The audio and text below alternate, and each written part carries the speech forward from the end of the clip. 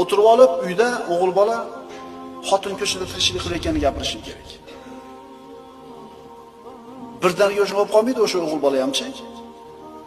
Ko'chaga chiqqani qo'rqadi, ishi tushmayotganidan, ish qilsa bo'lmayotganligidan ko'ni sov uyda o'tirib oladi, xotin chiqadi, tirikchilik bo'ladi, er uyda o'tirib oladi. Shunaqalar ham yo'q emas.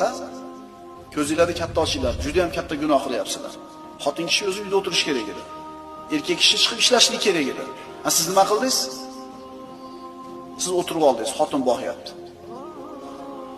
O'shuning uchun qizlarini turmushga uzatayotgan akalarimiz ham o'zingga yoqqan bo'lsa beravermas. Bu qo'ymas, yoqmasa qaytarib olamiz degan. Siz surishtiring o'sha sizga qizingizga xaridor bo'layotgan o'g'il bolaning oilasi. Qani erkaklar qilish kerak ekan aylanib kelib yana. Otasi qanaqa, nima suv bilan boqqan, nima muhitda katta bo'lgan, u oilada erkak rahbarmi, xotin rahbarmi? U yerda o'lchov nima? Televizormi o'lchov yo shariatmi o'lchov? Erkaklar hal qilish kerak shu narsani, bizga to'g'ri kelmaydi. Ha desa ular mana tushuncha bor. Yaxshi odamlar lekin bizga to'g'ri kelmaydi.